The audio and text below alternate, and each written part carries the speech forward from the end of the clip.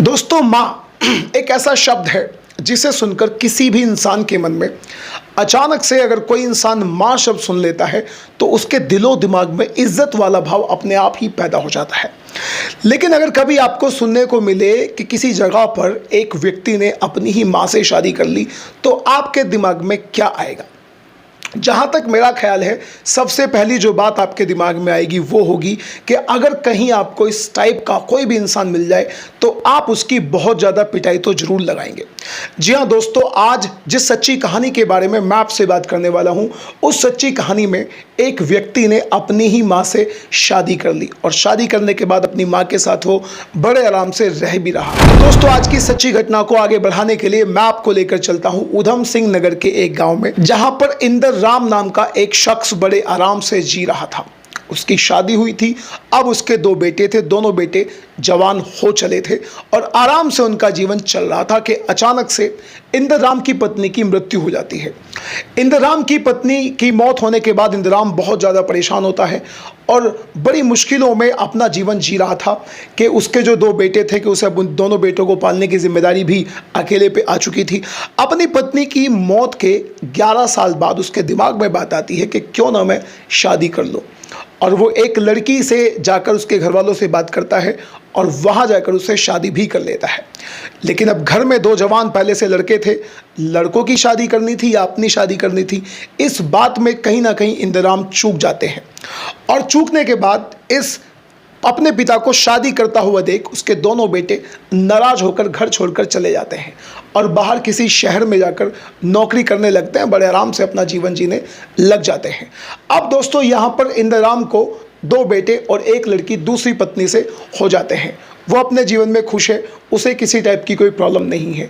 लेकिन जब दोनों लड़कों को पता चलता है, उसकी पुरानी पत्नी के जो दो लड़के होते हैं उनको पता चलता है कि हमारे पिता को दोबारा से दो लड़के और एक बेटी हुई है, तो उनका घर में आना जाना लग जाता है। ये आना जाना दोस्तों इतना ज़्यादा बढ़ जाता है कि वो जब भी कभी उन्हें छुट्टी मिलती तो वो अपने घर अपने पिताजी से मिलने के लिए आ जाया करते हैं। अब एक दिन जो इंद्रराम नाम का ये व्यक्ति था, किसी काम से बाजार गया हुआ था, जब वो घर आके देखता है तो उसकी पत्नी वहाँ पर नहीं होती।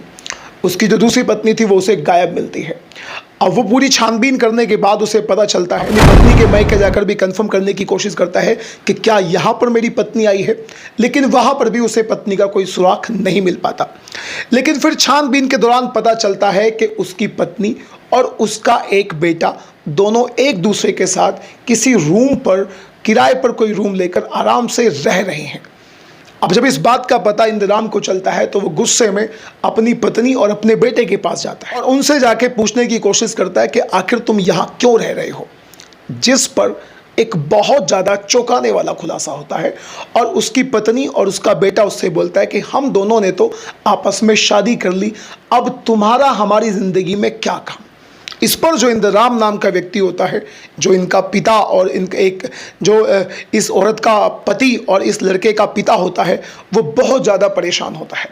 वो अपने बेटे को और अपनी पत्नी को समझाने की कोशिश करता है कि जिस हरकत को तुम कर रहे हो, इस हरकत से हमारी सोसाइटी में बहुत ज़्यादा बदनामी होगी और हम कहीं भी मुँह दिखाने के लायक नहीं रहेंगे। और इन्हें अपनी पत्नी और अपने बेटे को बहुत ज़्यादा समझाने की कोशिश करता है, लेकिन दोनों नहीं मानते।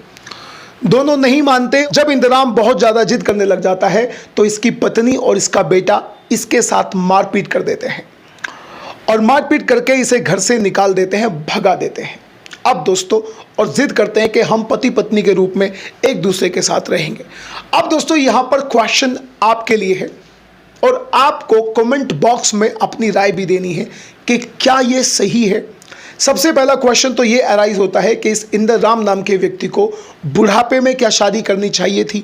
जब इसके बेटे शादी की उम्र के हो रहे थे तब इसने अपनी शादी करी, क्या ये सही है या ये गलत है? इस बात के बारे में आप जरूर बताइएगा। दूसरा क्वेश्चन दोस्तों ये है, दूसरा सवाल ये है जो आपके दिमाग में जरूर आ सकता है, और वो है दोस्तों कि अपनी जब किसी एक औरत को आप माँ कह रहे हैं, इस बात से कोई फ़र्क नहीं पड़ता कि वो सौतेली माँ है या आपकी सगी माँ है, माँ तो दोस्तों माँ है। क्या कोई भी सोसाइटी या कोई भी समाज आपको इतना हक देता है कि आप अपनी सौतेली माँ को अपनी घरवाली बना सकते हैं? इस बात का जवाब या इस बात के बारे में अपनी राय कमेंट बॉक्स में जरूर दीजिएगा।